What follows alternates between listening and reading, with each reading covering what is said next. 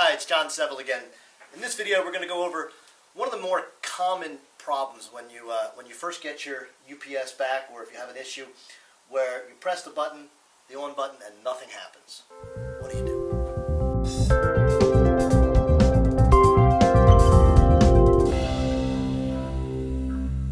So, you got your unit sitting here. Just get it back, you just got it out of the box, press the button, nothing happens. There's two things we're going to do. The first thing we're going to do is we're going to make sure that the unit is plugged into a good power source. Nothing's happening. The other thing we're going to do is we're going to try to do what's called a cold start. Cold start is when you press and hold the on button until you hear a long beep. And then when you hear a long beep, you release. If you do not hear the long beep, then we'll go into the next troubleshooting step. I'm going to press and hold. No long beep. We're going to move on to the next troubleshooting test. So we didn't get the long beep, so what that means is that there's a problem with the DC circuit, or the battery circuit. So we're going to do two things. We're going to disconnect the AC line, and I'm going to turn this unit around, and in the back there's a DC disconnect. Obviously it's hanging out. We're going to re-engage the DC disconnect. You might hear a pop when this happens. Re-engage the DC disconnect, plug the unit back in. We heard the unit come back up, turn it around.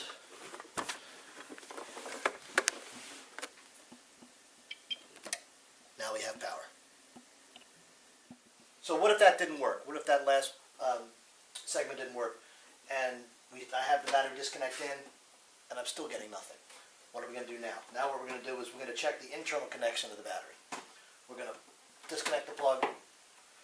So you're going to grasp the bezel from the top. There's two little indents here.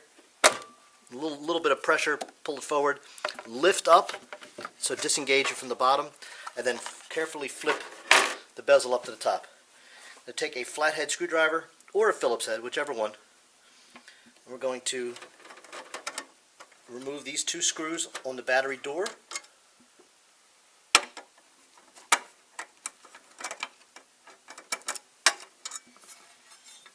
Now this particular battery is for a 1000. I used it just for easy illustration.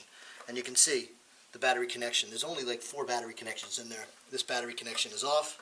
We're going to put it back on. You're going to get a slight spark when it goes back on. Don't be afraid. And just a little one. Now the battery is securely fastened. All the rest of the connections look good. When I got that pop, that's a good sign. I'm going to put this back together real quick.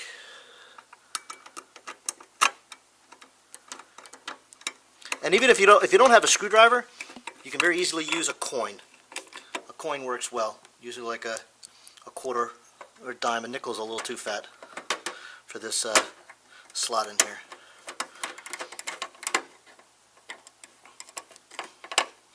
Securely in. Carefully flip the bezel back down. There's 2 little feet in here. Right down here you can see the little feet. You want to lift them and get them into that little groove. And give it a pop. Alright, so we got it back together. Plug it back into a known good source. Press the on button. Good to go. So we're going to go back to scenario here on this one where you press the button, nothing happens, you're plugged in. We're going to try the cold start. So we're going to press and hold the on button and wait for a long beep.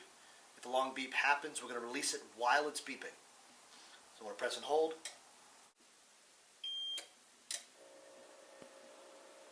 The unit comes up. So what this tells me now is that the internal batteries are functioning and they're working properly. The whole DC side of the unit is functioning. What it's also telling me is that the AC side of the unit is not functioning. So the first thing I'm going to do is I'm going to go look at the power source. And you have the power source right here. You think it's plugged in. It was off. This should now come up and you're fine. Okay, if that didn't solve the problem, if this seems to be fine, you want to go back and check that outlet, the outlet in the wall where the unit is ultimately plugged into. Make sure you have voltage going into there by either plugging a lamp into it, making sure you have voltage coming out of that wall. If you don't, go back to the breaker panel in your building and make sure you have power going to it. Another good test will just be swapping it to another outlet on the wall. Maybe that outlet is dead. The other thing you can check is to make sure that on the back of the unit there is a little breaker button here. If this button is popped out, or you see white on the sides of it, press it back in. Now, there is a very slight chance when you press it back in, you could hear a spark inside the unit, depending if something in the unit has failed and caused that to pop out. But that's this is a reset breaker on the back of the UPS. And of course, as always, if all else fails, give us a call here at CoastTec. Our tech support team can absolutely help you out.